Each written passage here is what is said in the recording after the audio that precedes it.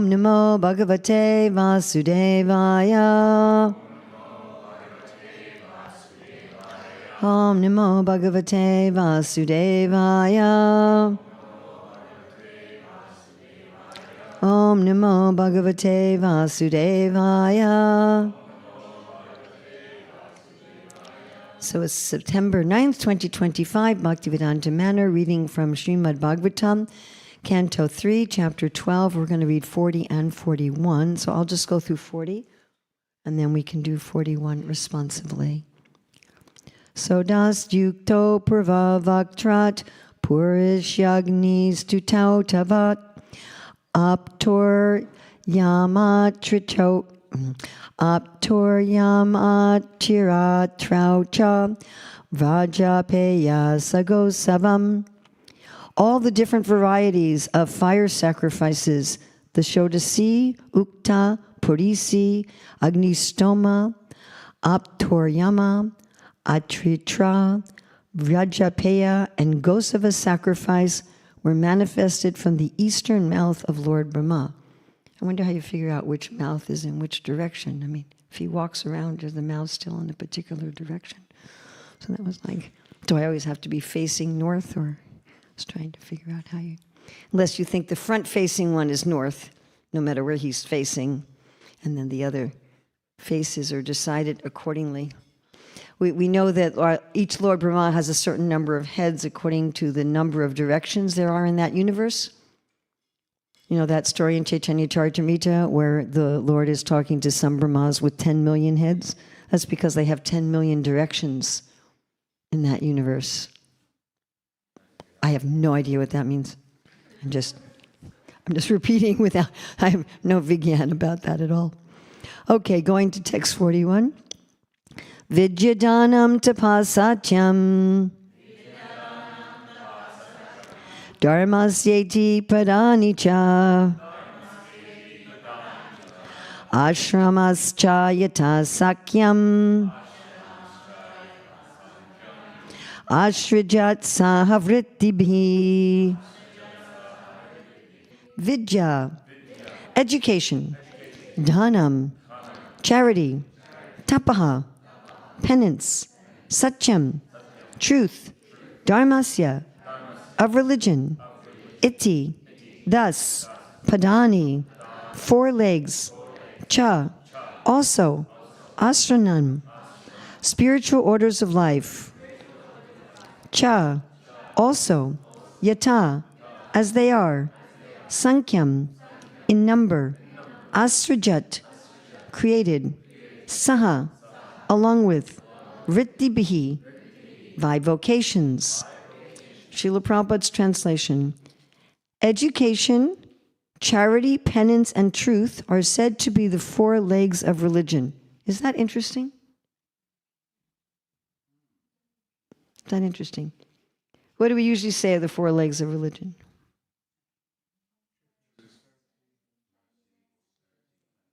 Yes. So instead of mercy and cleanliness, we're getting what? And charity. Education, charity, penance, and truth are said to be the four legs of religion. And to learn this religion, there are four spiritual orders of life, along with different classifications of castes according to vocation. Brahma created all these in systematic order. Srila Prabhupada's purport. The nucleus of the four spiritual orders, brahmacharya or student life, grihastha or household or family life, vanaprastha or retired life for practicing penance, and sannyasa or renounced life for preaching the truth, consists of the four legs of religion. Right? So what's going to go with what?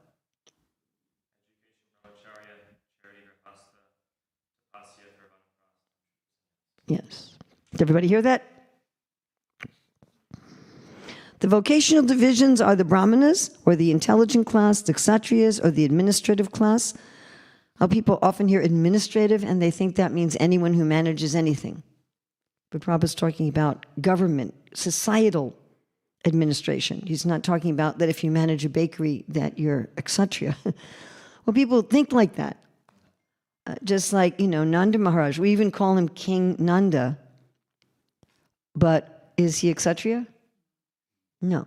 Okay, so people often think that. As soon as you're administering anything, but no, it's talking about societal administration, not any kind of management. The Vaishyas, the mercantile productive class, and the Shudras, or general labor class who have no specific qualifications. All were systematically planned and created by Brahma for the regular promotion of self-realization. So that's the purpose of all of these. Student life is meant for acquiring the best education. Household family life is meant for gratifying the senses, provided it is performed with a charitable disposition of mind. Retirement from household life is meant for penance, for advancement in spiritual life, and renounced life is meant for preaching the absolute truth to the people in general. The combined actions of all members of society make the whole situation favorable for the fulfillment of the mission of human life. So what's the purpose of these ashrams and varnas? Is to facilitate spiritual life. The beginning of this social institution is based on education, meant for purifying the human being of the animal propensities. The highest purificatory process is knowledge of the Supreme Personality of Godhead, the purest of the pure. Vidya dhanam tata satyam dharmasyeti padani cha ashramascha yata sankyam ashrajat saha vrittibhi. Education, charity, penance, and truth are said to be the four legs of religion, and to learn this religion there are four spiritual orders of life, along with different classifications of castes according to vocation. Brahma created all these in systematic order. So if you ask people in general, what do you want? What are your main questions about life? Or even, what is the purpose of life?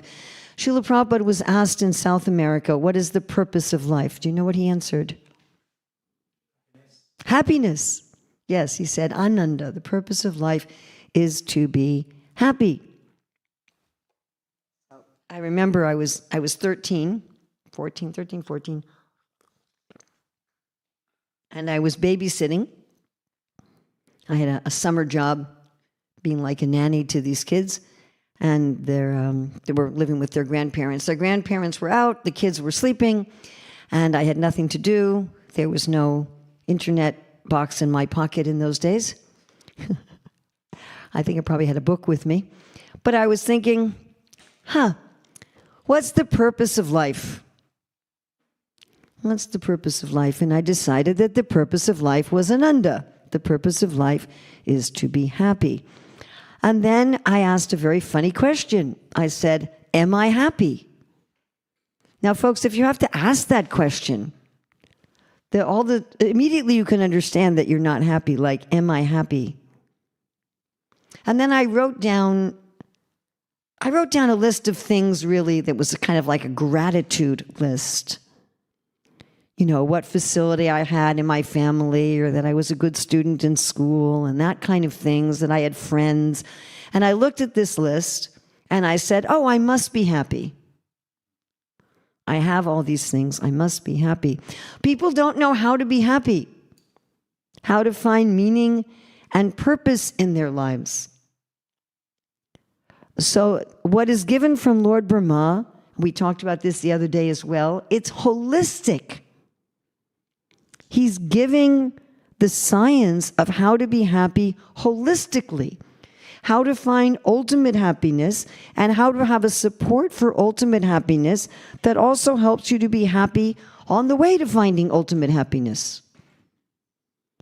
Not that while you're becoming ultimately happy, you're just suffering.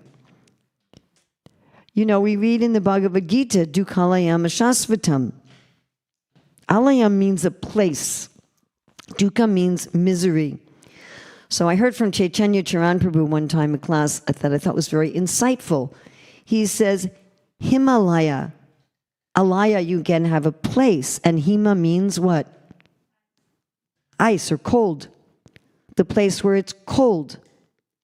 But are the Himalayas only a place where it's cold? Can you say anything else about the Himalayas other than just cold? If it was just cold, then you might be talking about a walk-in freezer. Do you follow? So the Himalayas are also what? Desolate. What else? Beautiful.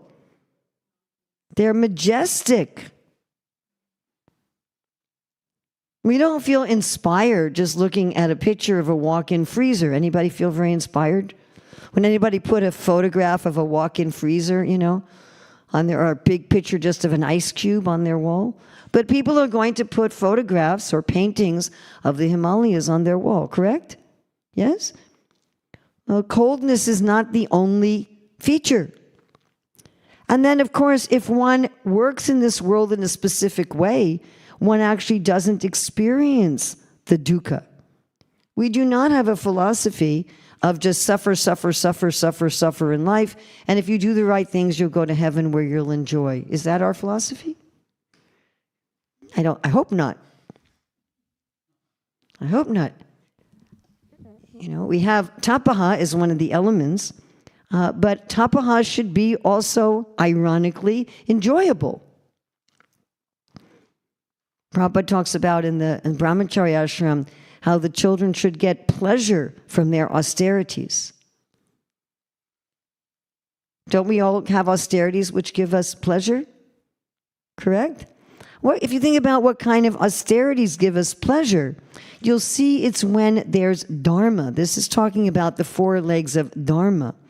And the essence of dharma is to... What's the essence of dharma? To serve. The essence of dharma is to serve.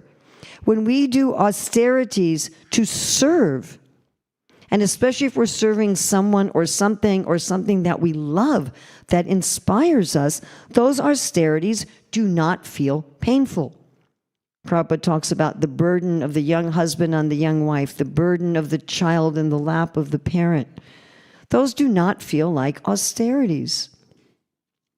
In fact, I often give the example, any of you who've ever dealt with very young babies, if they're happy or they're sleeping, not if they're screaming, but if they're happy or sleeping and they're on your chest and you're like rocking them in a rocking chair or just sitting, it's one of the most pleasurable experiences that anybody can experience. It's just an austerity. You're stuck in the chair holding the baby, and there's some weight of the child. But it's a great pleasure. People try to do this with pets. They're hugging their animal and feeling this pleasure of love. It's a pleasure of love. You understand? Right? You're going through a great deal of pleasure to have a surprise birthday party for someone you love. Does it feel like an austerity? No. And we experience this in devotional service. We're doing some huge festival. The Janmashtami here is probably one of the most intense Janmashtamis of any ISKCON center in the world. And it's a whole month of austerity for 1,000 volunteers. But people are feeling happy.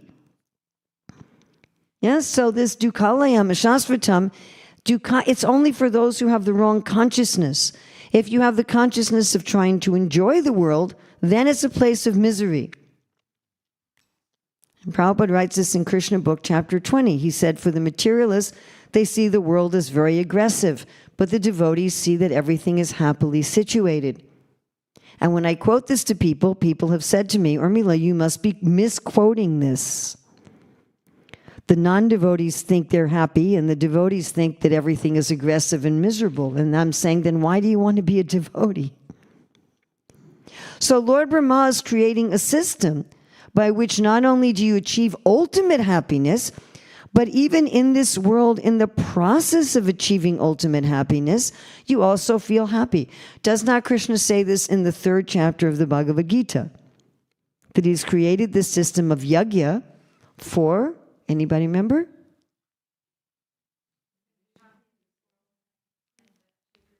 Yes, to live happily in this world and achieve liberation. So how is Krishna talking about living happily in a place of misery? Because we don't see it that way. Now, we touched upon this the other day, that most ideologies and systems are not fully holistic. They tend to look either at trying to be happy in this world or trying to achieve liberation, bhukti or mukti, yeah? So most religions, most spiritualities, most ideologies of the world, either they're focused on how can you make this material world a happy place, or forget about making the material world a happy place, just get out of here and have salvation. We were talking about world-affirming and world-denying religions. And that we are what? Both. We're worshiping Sita, Ram, Lakshman, Hanuman. It says that when Ram was ruling the world, that the miseries decreased for everyone, correct? That when you have a God-centered society, that there's still adhyatmic, adidaivik, adibautic, but you're not identifying with them and you're not experiencing them as miseries. So here we find ultimately the Vedas are bringing us to our spiritual relationship with the Lord, to ultimate happiness. Any plan for material happiness that doesn't include that will not bring people actual happiness. You're not going to get ultimate happiness just by loving your baby. It's not going to do it. Because then your baby will also cry and your baby will also poop on you and that kind of thing. Or your baby may grow up to not want to talk to you anymore. So if you're only trying to adjust the material energy, how can I make a lot of money? How can I have perfect relationships with others? How can I keep healthy? And you don't focus on the ultimate goal of life, then even in this world, you're not going to be very happy. So first we look at that Vedic wisdom brings us beyond this world. Then Vedic wisdom also gives us details of how we maintain. This verse is vritti. Vritti is how you maintain yourself. And also Vedic wisdom gives a system of purification that synchronizes with our natural biological progression and cycles. So Vedic wisdom brings us beyond this material world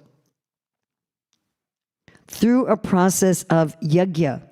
So we had in verse 40, there was a list of all these yajnas, which I must confess, I don't know what most of them are. Do any of you know what these are? I mean, we had this whole list. What was it? All these different yajnas. We had Shodasi, Utka, Purisi, Agnistoma, Aptoryama, Atiratra, Rajapeya, Gosava. Anybody in here know what any of those are? Anybody? Okay. I don't feel so bad that I don't know what they are. So there's obviously a lot of yajnas. Now, Srila Prabhupada uses the word sacrifice as a translation for the word yajna. Of course, the English word sacrifice usually implies some kind of pain. We think of giving up something you don't want to give up, maybe for a higher purpose. If we look about the essence of yajna, they're all some sort of rituals, correct? They're all some kind. Now, the word ritual in 2025 can have a negative connotation in relationship to religion. It doesn't have a totally negative connotation, like if I say, what's a good morning ritual? Or what rituals do you do to make sure that you get exercise or something like that? But in the context of religion, if we talk about religious rituals, people usually think of that as something meaningless, something mechanical, that you don't know why you're doing. I mean, when I was a child, the way I was brought up, we had a lot of rituals and no one knew what we were doing. Like we would light candles once a week, and then we would take the flame and we'd put our hand over the flame and touch our hand to our head, and I'd say, what's the purpose of this? And nobody had any idea. Or we would take bread and we'd put it on a beautiful tray and cover it with a cloth. And then we'd take the cloth off and we'd hold it up in the air and we'd say blessings over the bread, and then everybody would take a piece of it. And I'd say, why are we doing this? No, I don't know, it's just what we do. So people think about religious rituals like that. So I personally prefer the word ceremonies because I feel like ceremonies doesn't have that much of a a connotation. And it also has some idea of maybe something celebratory. So yajna is supposed to be something celebratory, a ceremony of celebration of our connection with God. How do I connect with God? How do I connect with Krishna? That's what a yajna is about. And of course, the Vedas also have yajnas for those connecting with the various gods, the various demigods. And yes, there's a certain ritual to most of these yajnas. Just like I give the example, if I want to call my son, I have to do a ceremony, I have to do a ritual. So I have to have a phone, the phone has to be on a network, the phone has to be charged, I have to know his number, I have to put the number in exactly, one number off, it's not going to work. And the timing has to be good. So right now, it's probably like 2 o'clock in the morning or something there. Hopefully he's sleeping. And if I called him, he'd be annoyed. I wouldn't actually connect. You follow? Either I would get voicemail or I'd get an annoyed voice on the other end. Mata, why are you calling me at 2 o'clock in the morning? So most of these yajnas are like that. Most of these yajnas are very specific. You have to chant certain mantras. You have to chant them in a very specific way.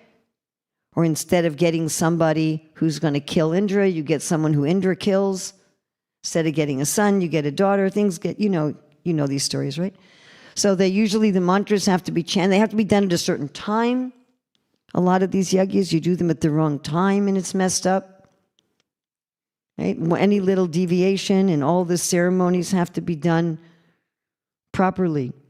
So at the Shraddha ceremony for my grandson who died in a vehicle accident, they were doing this Shraddha ceremony, and I was looking at the priest, and he had all these. This was in Seattle, Washington State, and the northwest part of the United States, climate very much like here in London, and he was using all of these ingredients from the tropics.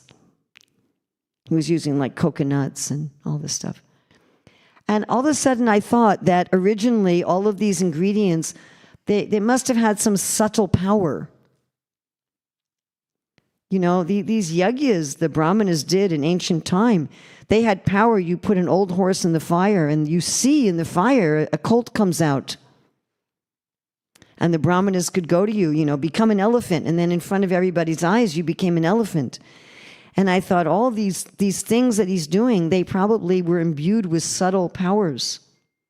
Practically what we would call magic, And I was thinking, I bet you they're not anymore. And I was thinking, I wonder if there's ingredients here in this location that could also have those subtle powers if you knew how to use them. And then I was thinking, is this ritual he's doing, is it doing anything? Is it efficacious? The idea is it's supposed to help the soul go on to a higher realm. And I thought, is it actually doing anything? And then I thought, well, it's in front of the deities, and he's including the holy name, so that's really what's happening. That's what's efficacious. But most likely, all of his specific ceremonies and his ingredients were probably impotent. But these yajnas have this kind of purpose. So knowledge of yajnas, how you can connect, what ceremonies you can do to connect with the divine. And also Brahma is giving us theology. Knowledge that I'm a soul, knowledge of my relationship with the Lord.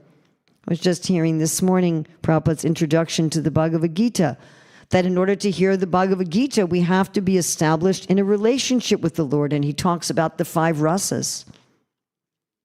So knowledge of what is our eternal relationship with the Lord. And Prabhupada was saying there very clearly that we all have our own intrinsic eternal relationship with the Lord that has to be awakened. And then processes of personal ceremonies of connection, our individual spiritual practice, what we call our sadhana. So all of this knowledge is given in the Vedas for achieving the higher things of life, and ultimately how to make everything a ceremony of connection. Okay, but then what about my vritti? What about how I maintain my life in this world? One devotee a couple days ago said to me, he said, it just seems like my life is like, get up, get my 16 rounds done as fast as possible, do my puja as fast as possible, and get out and go to work. Is this really my life? Is this the kind of life that I want? So Lord Brahma is also giving the instructions how to work in a spiritual consciousness with the 4 varnas. The word varna is an interesting word. It means color. It also can mean choice. What is my choice? What is my desire? What is my nature? How do I want to, if we have varna dharma, it would be how do I want to, what is our dharma to? How do I choose to serve? How do I choose to serve? We often use that kind of terminology for people in the military. Oh, someone's going into the service. If we say, oh, how's your kid doing? Oh, he joined the service. Right? That means they went into the military. And people in the military, we say, thank you for your service. Because we understand that no one's going to do that except in service. It has to be in service to some ideology, to some conception. Yeah? But actually, all of the varnas have this concept of service. So one devotee who I respect very much, so I won't say his name, posted this thing that if you want to find out what is your dharma, find out what you like and what you're good at. So I wrote to him privately, and I said, that's not going to work, Prabhu. Because Krishna says twice in the Gita, in the 3rd and the 18th chapter, you can be very good at things that are not your dharma. He says, don't do things you're very good at that aren't your dharma. We can learn to be good at things for all sorts of reasons. Maybe it was our parents' occupation. Maybe everyone in our society told us to do that. And so maybe we even got a master's degree in it, and we're expert at the skills of it. But it's not how we would choose to serve. And then you can say, well, do what you love. But what a person loves may be what they love for recreation. Like when we were counseling someone in their Varna Dharma, and they were talking about how they love to be in nature. And then we said, well, would you like to have a job that puts you out in nature? And immediately she says, no. That's what I want to do when I get away from my work. I go in nature to rejuvenate myself. So Krishna distinguishes in the 6th chapter of the Bhagavad Gita between work and recreation. Right? A person for recreation might like to, get out their guitar and sing bhajans in their room, but that doesn't mean they want to go on stage with the guitar and have people pay them money for being a musician. Now, if you're doing your dharma, you will find that getting good at it comes very naturally to you. That doesn't mean there's no work involved, but it means getting good at it will come naturally to you, and it means you're also going to find your pleasure there.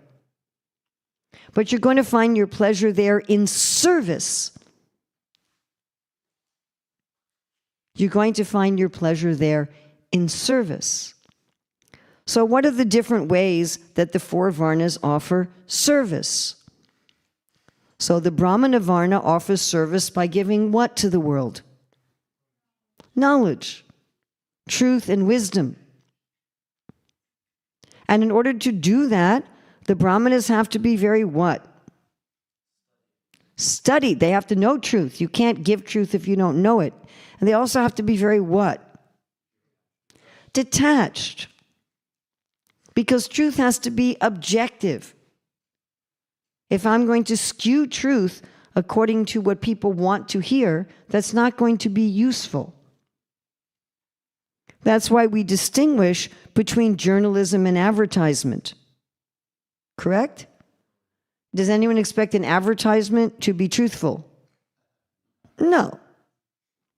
And usually in the newspapers, they'll have at least a little note, advertisement.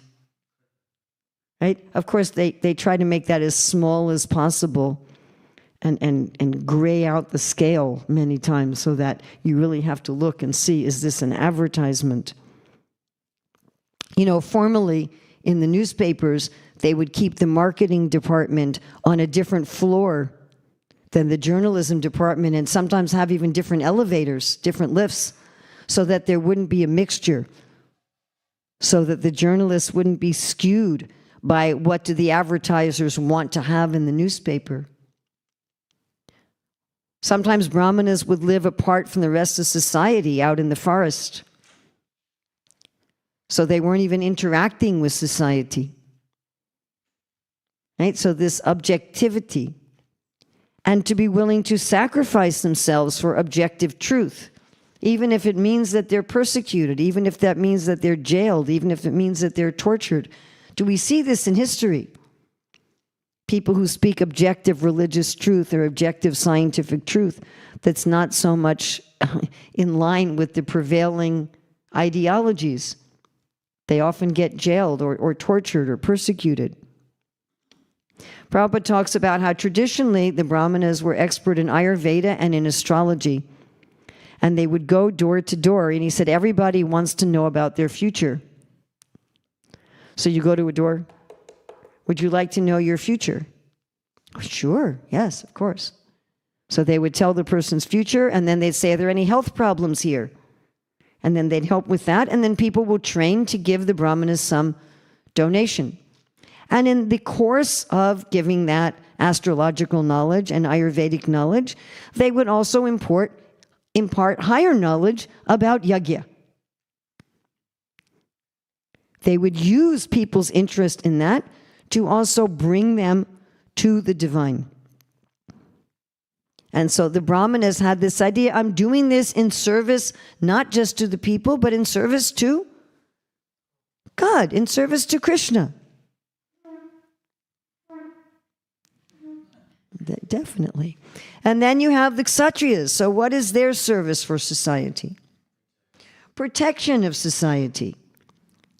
Prabhupada used the term peace and prosperity 195 times, that exact phrase, peace and prosperity. And I'm sure if we did a deep dive to the variations on that, we'd find hundreds and hundreds more. If society is not peaceful and prosperous, it's very hard to hear truth and wisdom. Like when I teach classes, I try to make sure. Now, I knew the window was going to be open, so I kept my shutter on. But, I try to make sure that the temperature in the room is not going to be too hot or too cold. You try to make sure that people have something to eat if it's going to be a long time and not cow food. Sorry, it's a little... You try to make sure that people have the facility that they need. They have a comfortable place to sit. That they're not going to be too tired. Because otherwise, Prabhupada said, if people are hungry, they can't hear the truth. First, you have to feed them. If there's wars going on, are people going to sit and listen to philosophy if there's bombs falling? No, I don't think so. Or if there's too much crime. If there's rampant crime, if there's bombs falling, if people don't have their basic, as Prabhupada would say, basic necessities of life, and you want to sit and talk to them about, you're not this body and there's a God, they're so distracted by having to take care of things that they can't do it. So without this protection, you're not going to have higher wisdom. And protection, it doesn't mean that every single kshatriya is walking around with a bow and arrow and a sword. Many, but not everybody. So there are also people who are making the laws, enforcing the laws, making sure people get the benefit of the laws, making sure that the housing is up to the standard of people going into the housing and inspecting the housing. Is this in compliance with the law? Is it safe in terms of fire? Is the food safe? There's so many realms of protection. And what's driving the kshatriyas is they're looking for what? What's their driver? Honor, dignity. They want everyone to be treated with dignity and honor, and justice and morals and ethics and fairness. And again, they're willing to sacrifice themselves for that. They're willing to sacrifice their life, their health, their functionality. And why are they doing this? To serve who? To serve who? The Lord, who comes as the supreme Kshatriya, right there on the altar. And even Krishna. I mean, Krishna, of course, appears in a Vaishya family, but he also comes as a Kshatriya to give protection. And those who are doing that as the agents of the Lord. Then the Vaishyas, what are they providing for society? Food. And merchandise. They're providing all the raw materials. They're providing the food in its raw form. They're providing the fibers, the cotton, the flax, the wool. They're providing the construction materials, the lumber, the bricks, the metals. They're providing all the raw materials for medicine, all the herbs, everything that we need in life. They're the only ones who are providing the materials for everything. The Kshatriyas are redistributing them, collecting wealth and taxes that they're redistributing. The Brahmins are collecting charity and redistributing charity. But only the Vaishyas are actually generating. And what's driving them? Expanding wealth in a sustainable, regenerative way. The Bhagavatam says that those in this Varna are always thirsty. Literally, that's what it says. They're not satisfied people. The Brahmanas are satisfied people. If they get a little khichdi, a place to lie down, they're satisfied. They want to make sure people follow Dharma. That's something else. But the Kshatriyas and the Vaishyas, they're not satisfied.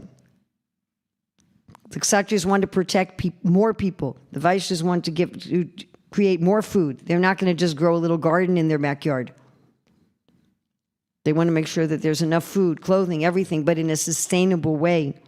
And they're willing to sacrifice themselves for that, to make sure that things are sustainable. And the Shudras, what do they give to society? Beauty, support, functionality. They make everything work. That we have lights. That's from Shudra work. I was once in a temple where everyone was a Brahmana, and so everything was broken. Prabhupada said, we're trying to have a temple, so we don't want just Brahmanas who are going to go around just saying Hare Krishna, Hare Krishna. We need people who are going to do things. Without the Shudras, nothing works. And nothing is beautiful. Why do people come to Bhaktivedanta Manor? Do they come here just for the wisdom? Do they? They also come because this place is very what? Beautiful. Who does that? What kind of work is that? All the landscaping, all the cleaning, all that maintenance. I have been to ugly temples where nobody pulls the weeds, nobody takes out the trash. I've been to temples like this. Been to temples where right by the front door is overflowing rubbish bin. Like, okay. A lot of people come here just because it's very beautiful. Let's go to a park and sit by the water and see the ducks and be among the flowers. And then they also get spiritual benefit. The Vaishyas are wanting to expand wealth ultimately to please who? Krishna. Does Krishna want everyone to be fed? Yes. And the Shudras are making the world work and beautiful and being supportive to please who? Krishna. They're saying this is Krishna's garden, and that's not just at the temple. Anywhere they're saying. Prabhupada would turn off dripping faucets in random people's yards. He didn't say, well, that's just some random karmi. Who cares if they're wasting water? He said, that's Krishna's water. So they see the world as the body of God. And what are the sudras? What if they're dharmic, if they're actually working for the Lord, what are they willing to sacrifice for?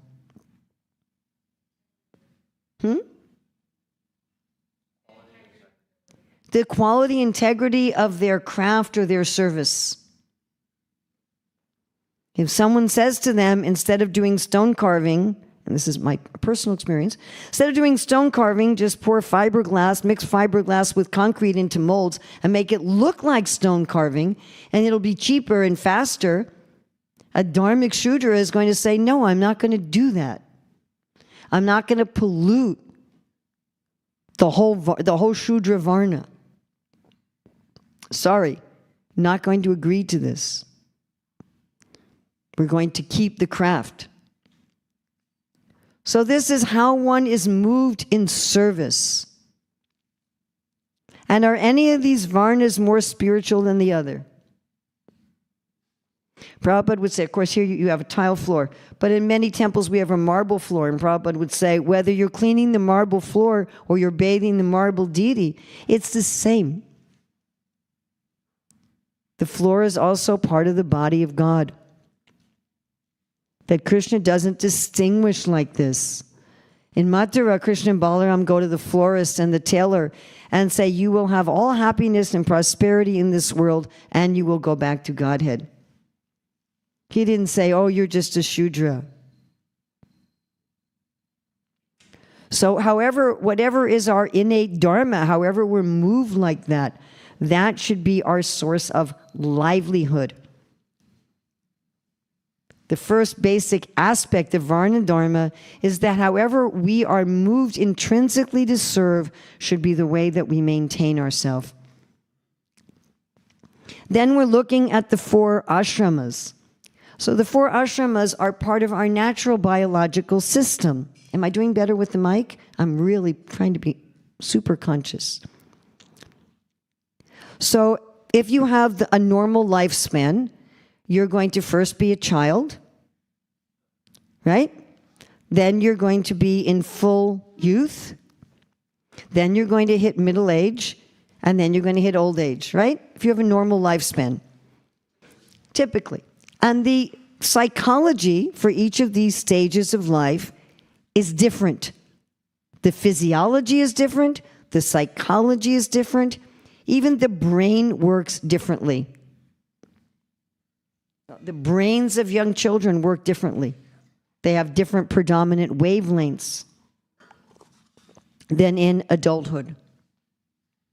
So there's a system by which our natural changes in physiology and psychology and inclinations can be linked to yajna. Again, the core of everything is yajna. The core of everything is having these ceremonies of connection with the divine. And then doing that through our work according to our nature, and then doing it in our life according to our natural changes of life. So the first one, which Prabhupada gives the most emphasis to in this verse, is the time of education. Something I bring up a lot is that in 1976, Prabhupada was talking about the verses from the 7th canto on the Brahmachari ashram.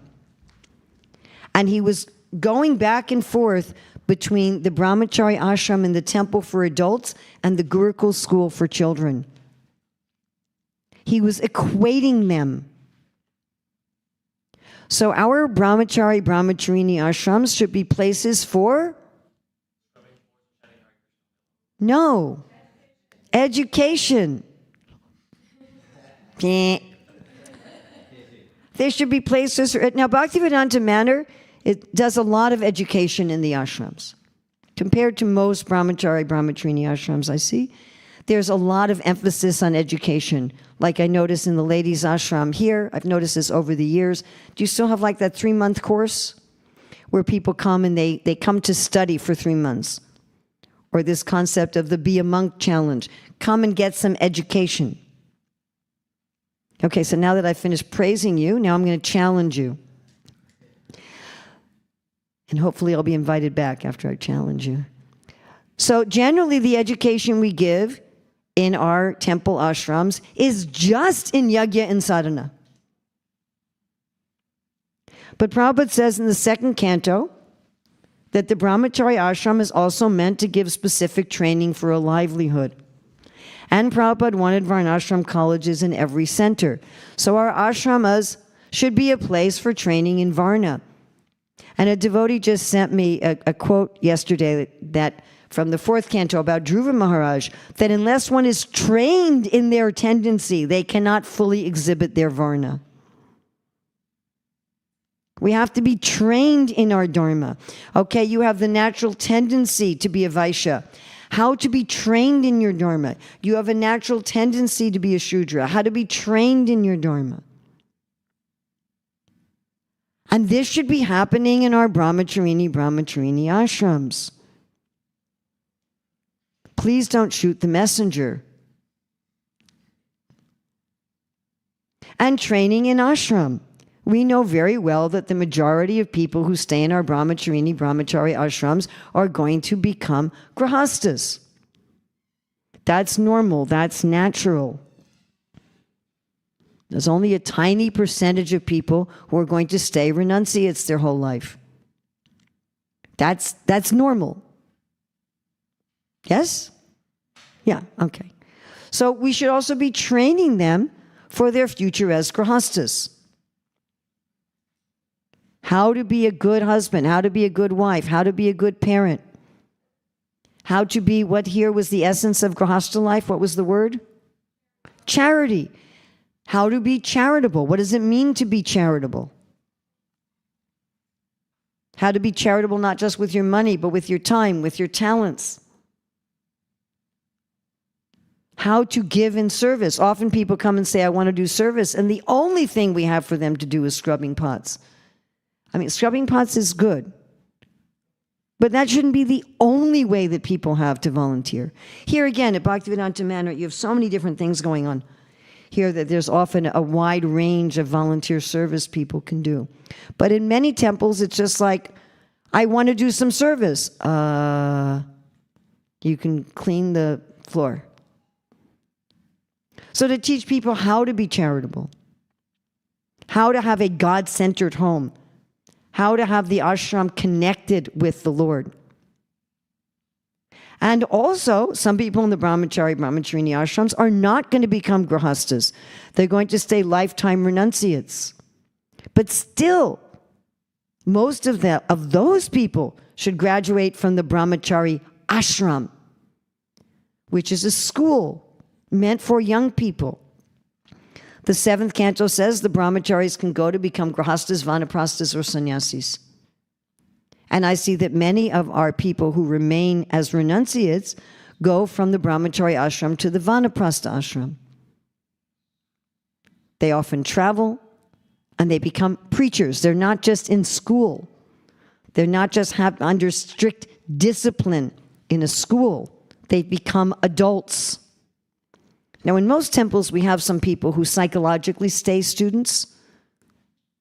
They don't really become preachers. They just do some menial service in a temple their whole life. It's probably useful in most temples to have a few people like this. But that shouldn't be our ideal, that if you want to be the ideal Krishna conscious person, you just stay in a temple your whole life as if you're still a child. And have 2 tracks in our ashram. Training for the grahasta ashram, training for the vanaprastha ashram. And to do that before people get burned out at staying in the brahmachari ashram. To do that before people exceed their time in school. Yes? And that should be our main education. To have the brahmachari ashrams be a place of education. To be a place of training. And I've been talking about this for years. There was one devotee running a brahmachari ashram in one place. He himself had become inspired in this way, and he had started to develop a whole curriculum. He shared it with me. We're discussing it over a few weeks, and we're working on it. And then he writes back and says, oh, the managers nixed the whole thing. They don't want our ashrams to be a place of training and education. Sheesh. And then training, of course, in the grahasta ashram, how to be charitable, how to work according to your varna, how to link everything in service, and training for vanaprasthas. We're starting to see this training for vanaprasthas happen in our society. Jayadurya Tamarsh is writing a book on the vanaprastha ashram. We're starting to see people understand, how do I become vanaprasthas? One thing we are doing in our movement is training for sannyasis. So we've started to have programs to train sannyasis in preparation for sannyas and during sannyas, with all this idea of connection with Krishna. So what I'd like to ask all of us to think about individually and for society, how can I go forward in the area of connection with Krishna? How can I go forward in the area of yajna? How can I connect more of my daily life with Krishna? How can we go forward in the area of varna for myself as an individual? How can I discover my nature and use it in service? How can I start to develop the society to go in that direction? And how can we move forward in the area of ashram dharma? How can I work with my own ashram dharma, whether I'm a brahmachari, brahmacharini, grahastha, vanaprastha, and sannyas? How can I connect that with the Lord? And how can I help develop that ashram dharma within our society? So I've gone 3 minutes over. Any questions, comments, corrections, chastisements? Yes. Thank you for class, Mother Urmila. The word Brahminical culture, in one sense you're describing it, in what exactly does that mean compared to the Brahmana Varna? Yes. So I understand this in several ways, Brahminical culture. First of all, Prabhupada gave us 4 regulative principles that traditionally were associated just with the Brahmana Varna. The other 3 Varnas had somewhat modifications of those. I really became aware of that in Bali, where people are regularly eating meat. The Hindus are eating meat, even beef. And you'll say, why are you eating meat? And they say, vegetarianism is just for the Brahmanas, which I found very interesting. So Srila Prabhupada's given a Brahminical standard for everybody. And I understand the reason he's done this is because Kali Yuga enters through those 4 sinful activities. And the only way we're going to connect with Krishna is if we're not so much affected by Kali Yuga. So regardless of your Varna, you need to have that kind of, those 4 principles. You know, you're not going to be able to chant Hare Krishna and connect with Krishna very well if you drink alcohol and eat meat and like that. I mean, I know Prabhupada said even the alcoholics can find Krishna in the taste of their wine, but eventually they're going to have to give that up. The other way in which I understand Brahminical culture is to have a culture in general that supports the Brahminical Varna, both practically and psychologically. Because Brahminical work is generally seen by the rest of society as laziness and uselessness. A lot of Brahminical work is seen as impractical and useless. When I was working on the Learn to Read curriculum, I started here at the Manor, actually, and I asked a number of places, can you maintain me while I work on international curriculum? And the Manor management said, for 3 months. You can stay for 3, and their policy was, they said, 3 months a year. You can stay here and just, I don't think they do that anymore. I think they've jettisoned that. But it was 3 months a year, you can stay and work on international projects. You remember I used to come here, right? For a month or 2 and do that. And then one other temple said, well, you can stay, but you have to share an office with 10 people.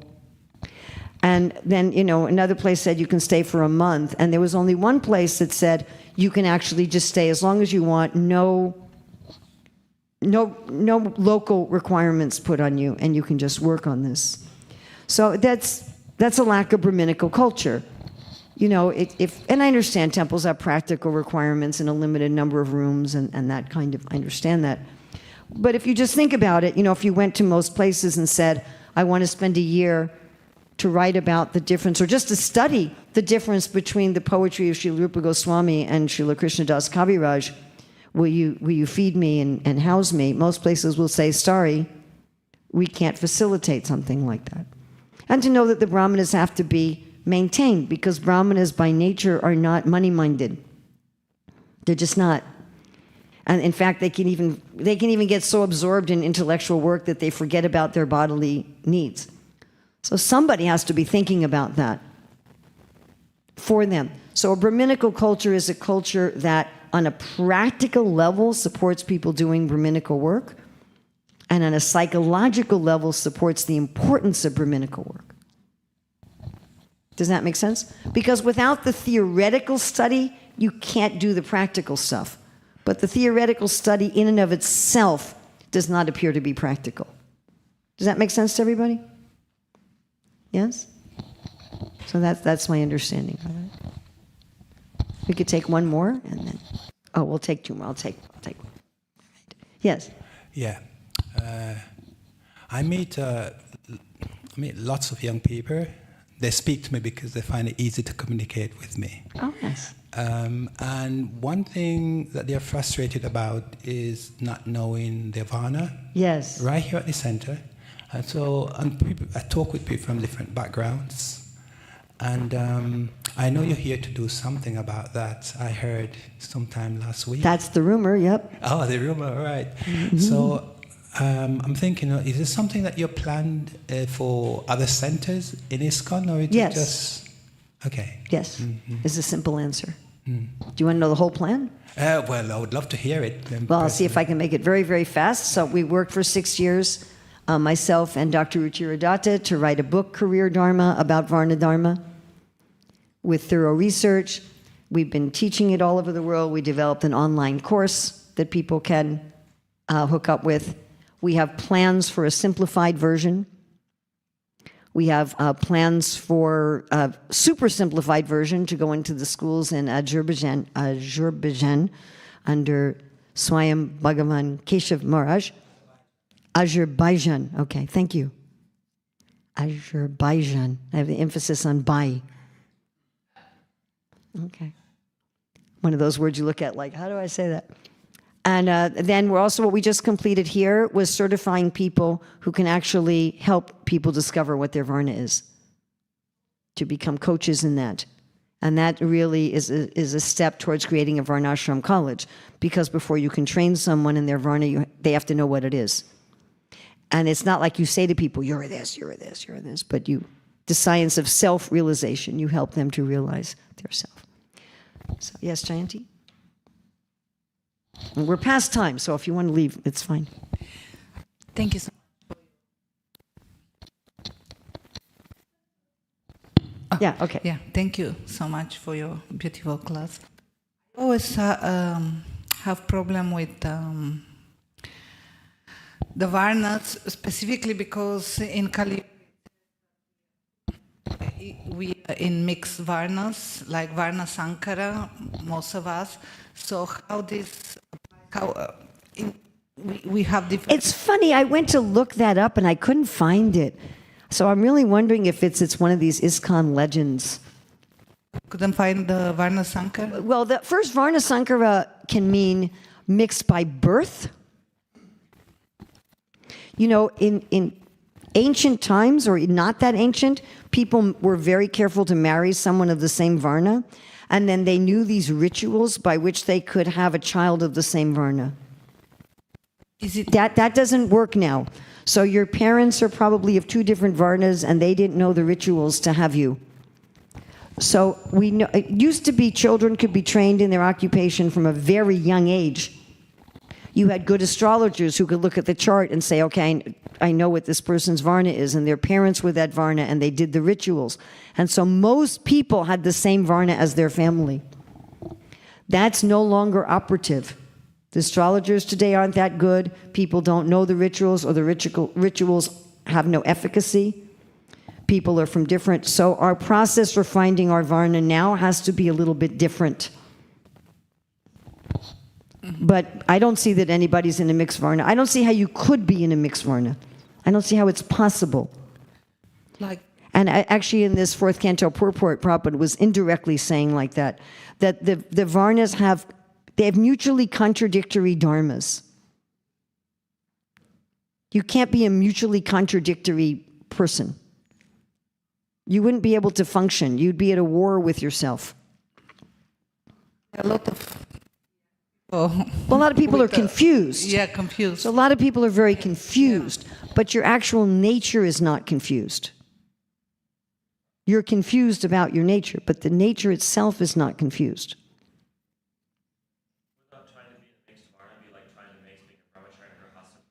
Yes, trying to be in a mixed varna, or let's say sannyasi and grahastha at the same time. Yes, if we were trying to be both a sannyasi and a grahastha at the same time, all you'd be doing was creating a disturbance, and you wouldn't do either very well. You would just do neither well. Does that make sense? It does, it does. Because the Dharma is contradictory. I know grihastas who, not exactly grihastas, but not exactly brahmachari or sannyasi, somewhere in between. And usually everybody's unhappy. Exactly. Yeah. So, yeah, it doesn't work. But yeah, it's the same with the varnas. You'll do neither well, and you'll just mess it up. Now, there are people who are in one varna particularly assisting another varna. So there are brahmanas who particularly instruct kshatriyas and train the kshatriyas. There are brahmanas who particularly train the shudras. There are kshatriyas who particularly oversee the vaishyas in agriculture. Like you have your Ministry of Agriculture in the government. You have your kshatriyas who particularly help the brahmanas. You have your Ministry of Education. Right? There are shudras who particularly, well, I want to be an admin assistant in a law firm.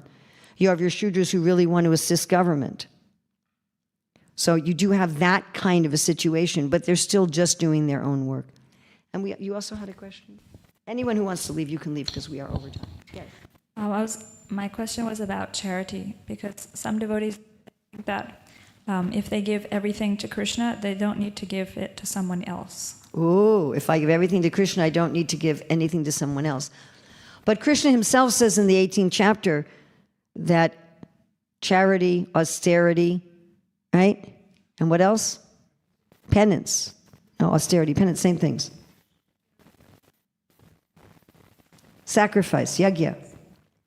Yajna, dana, and tapa are for everyone, even the great souls. It purifies them. So everyone should give in charity. I give the example, if you offer food to Krishna, that's not charity, that's yajna.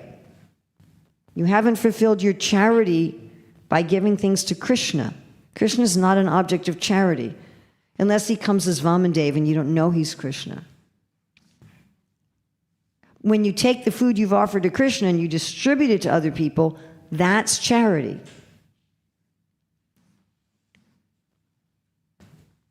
Everyone should give in charity. Prabhupada told Yamuna, he said, if you don't teach others cooking, you'll become envious.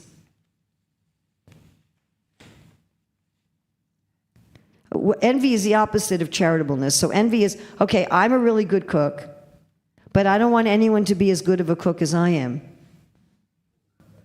Or to become better, but not even as good. I mean, that's kind of the root of envy. Like, you can have a nice car as long as my car is nicer. You can have an attractive spouse as long as my spouse is more attractive. You can have a smart kid as long as my kid is smarter. And charity is the opposite of that. That you want to give, you want to share. That is part of our service to Krishna. It's not a separate thing. If I've really dedicated myself to Krishna, then Krishna is the one who's telling me to be charitable. That's his instruction, to be charitable. And we should be charitable with our money, we should be charitable with our time, we should give. The whole universe, the Lord himself is pleased with those who give. It's the essence of Dharma, is to serve, to give.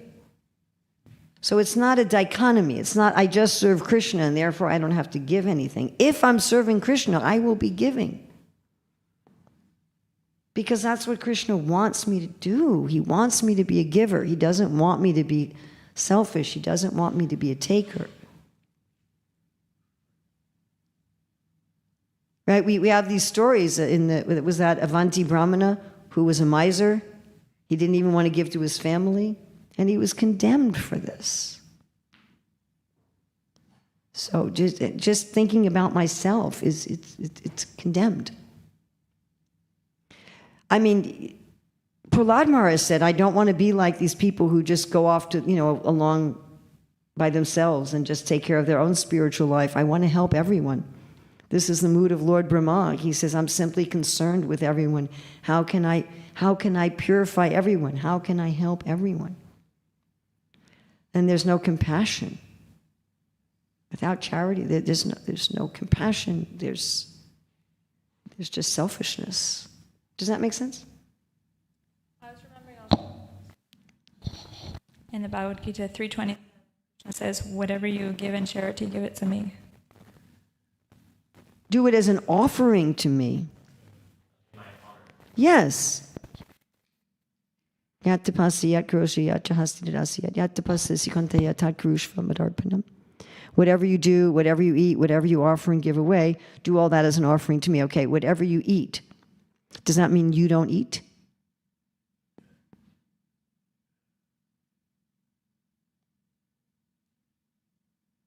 David Rajaswami likes to tell the story. When he first read about Prabhupada says we take the remnants, he couldn't understand what that meant.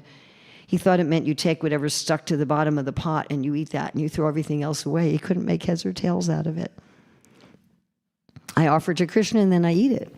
Whatever charity I'm giving should be done for the glory of Krishna, to please Krishna. Whatever I do should be done for the glory of Krishna, to please Krishna. Everything I do should be done to serve him. Charity and tamagun, I give to the wrong person. I give the wrong thing to the wrong person. Or I give the right thing to the right person, but at the wrong time. I wake them up at 1 a.m. to give it to them. Or while they're taking a shower. Or I give it without respect. Take your charity, Maharaj, get out of my face. That's tamagun charity. Rajagun charity is I'm calculating. I'm giving something, but I'm thinking, if I give this, maybe I'll get a raise at work. Or maybe then I'll get this facility, or people will respect me. Or you're giving because someone asked you to, and you're like, I don't really want to give, but my boss, my guru's on my case, I should give this. Or giving it with regret. Why did I give all that time and energy? And giving in Sattva Gun, you're giving the right thing to the right person with respect, at the right time, the right place, so you can feel, I'm a good person. I do the right thing. I'm a giver. And in bhakti, you're giving so Krishna can be happy. Krishna wants me to share my food with others. Krishna wants me to share my money with others. Krishna wants me to share my time with others. All the gifts that Krishna's given me, Krishna hasn't just given me all these gifts for me to enjoy, even as prasadam. I'm meant to share them. It's like yesterday somebody saved me a maha plate and there was some kanvi, which I really like, but there was just one piece.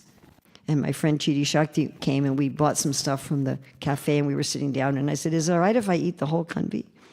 She said, yeah, sure. And then I'm like, nah, Krishna's not going to be happy with me for that. There's only one piece. If I eat it all myself, he's not going to be happy. So I gave her part of it. I didn't want to give her part of it, honestly. It was like, I wanted to eat the whole thing. But I'm like, my boss is going to be mad at me. He wants me to share. He doesn't want me to be greedy. He doesn't want me to be selfish. He doesn't want me to be a miser. He wants me to share. So whatever you have, share it. Is that all right? To please Krishna, not so you're like, I'm a very good person, or not so you'll get good karma, or not to just get people off your case. Yeah, that's great. Thank you. Ask another question about charity. Okay. So the next question is then much, because most people will think they don't have enough to give in charity. Like if I give to somebody else, then maybe, I won't be able to buy nice food for my deities or, clothe them nicely. And there's like different things I've heard, like a brahmana should give away everything and he doesn't stock anything even for the next day. Although that's not very practical in 2025. Yeah, yes. so that's what I'm asking. Yeah. Yeah, it's not very practical. Goswami's 50%, Yeah, of course he gave 50% when he retired. Prabhupada says to use 50% of our energy in somehow in the mission. If you can't do that with 50% of your gross income. I mean, there was a long time as grahastas that we were giving 50% of our gross income in various ways. Like sometimes even using half of our house or 3/4 of our house for a gurukul and things like that. So in our book, Career Dharma, we talk about the fact that most people will never think they have enough. That even someone who has 50 million pounds in the bank may think, well, I'm not yet financially secure enough. So give something. I mean, the way I was raised is my mother always taught me, don't give so much in charity that you have to become an object of charity. Like, don't impoverish yourself to the point that then other people have to maintain you because you're living on the street. But we have Ranti Dev who did that. We have Ranti Dev who actually gave everything so that he was going to die. But generally that shouldn't be imitated. So something, I mean, what a lot of people do is they make a commitment in advance. I'm going to give some percentage of my wealth. And then whatever they earn, they give that percentage. And then they adjust their lifestyle accordingly. Does that make sense? Like, I get this much, I'm going to give a certain percentage of whatever I get, and I'm going to adjust my lifestyle accordingly. There are many extremely rich people who've made a vow of giving away 99%. They've made this what's called a giving pledge. But charity also isn't just money. Prabhupada told Yamuna, teach other people how to cook. Charity is your time. Your time is money, right? Yes? Where do you get money from? Unless you got an inheritance, you got money from working, from time. If you're getting paid, whatever, 50 pounds an hour, that 50 pounds represents an hour of your time. Well, if you don't have 50 pounds, do you have an hour? Can you volunteer? And then it's good for everyone to do some menial service so those things get done, but also volunteer in your area of talent, in your area of wisdom, in your area of enjoyment. Does that make sense to everybody? Give something that's valuable to you. And we should give something that's valuable to us. Don't just give your old broken car to the temple as a tax write-off. Charity actually should sting a little. Does that make sense? It should give something that has some value to me, not just, the leftover things. Some time, some energy, some thought, some care, some knowledge, some money, something that I should develop an atmosphere of giving. Does that work? Share some of your favorite prep with your friend. So thank you very much for your hospitality and your care. No, I really should end now. Oh, it's 5 to 9. What is it? Another question about charity. Because it's quite confusing to the layman, really. There's so many schools of Mike. Hare Krishna, sorry. Thank you for a wonderful class, Mata. So confusing to the layman about so many thoughts. You have the psychological sense where people say, fend for yourself, we should have. Well, it's a very simple question. Would you rather live in a charitable society or an uncharitable society? Very simple. Yeah. Well, there you go. Okay, but there's the question about karma as well. If somebody comes with their karma to live in poverty, If someone comes with their... We all have our karma baggages we came with previously. So if you have, your karma says this is what you are ordained to have in this life. Do you know what your karma of how much money you have in this life is based on? No. Does anyone know? How charitable you were in other lifetimes. Okay. So I'm just so thinking... how much you have in this life is based on how much you shared in your other lifetimes. Okay? That's right. Okay. Now, there's a lot of evidence, and this is empirical evidence, but there's a lot of evidence that if you want to increase your wealth in this lifetime, one way is to be charitable. That people who are charitable in this life get richer in this life. Okay. It seems that Krishna really likes this idea of being a sharing person. It seems that it's something that's really important to him. Not to be a greedy, selfish person. Not to be a miser. It seems to be one of his prime interests.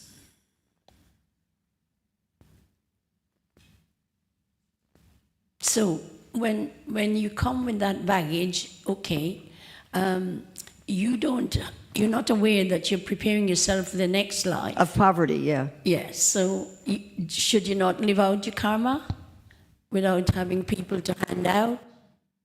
Wondering, because there's so many thoughts. Should we just let everybody live out their karma and not help anybody? That's the question. Well, is that how you want to be dealt with when something happens to you? Yes, that's Yes? what people aren't aware of. But I'm it. asking, well, then you just say that to people. Yeah. If you come into hard times, and all of us can come into hard times, right? You can be rich one day and penniless the next. Does this happen? You can be able-bodied and the next day be in a wheelchair. Can that happen? Yeah. We can all end up in a position where we need people to help us.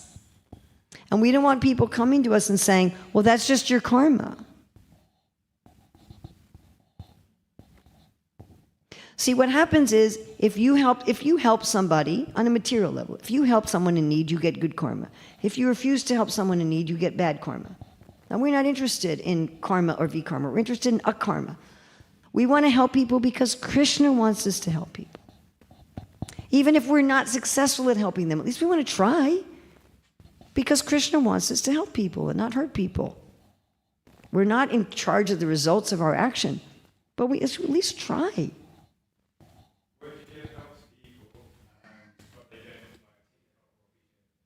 That's not our problem. That's between them and God. If I try to help people who don't appreciate it or don't use it, that's between them and God. Now, if I find that someone regularly does that, then let me give help where it's going to be efficacious. Like Jesus said, don't throw your pearls before swine. So if you see that people are, Brihaspati, it was Durvasa. Durvasa Muni got fried with Indra because he gave Indra a garland, and Indra gave it to his elephant who trampled it. So if you see that people are taking the good that you give to them and they're misusing it and they're neglecting it and then they're ungrateful, then you say this is not a proper, because part of charity is giving the right thing to the right people. And part of the right people is knowing, are people going to actually appreciate it and use it? In fact, it's an offense to give people something higher than they're able to use in terms of like knowledge, like to give the glories to a faithless person. So it's actually, then you start getting into tamagun charity, where you're giving in charity to people who can't accept it and won't accept it. So then you say, that's not the place to do it. That's not when I'm going to give. Is that all right? Okay, I really need to end here. Thank you very much. Srila Prabhupada ki jai.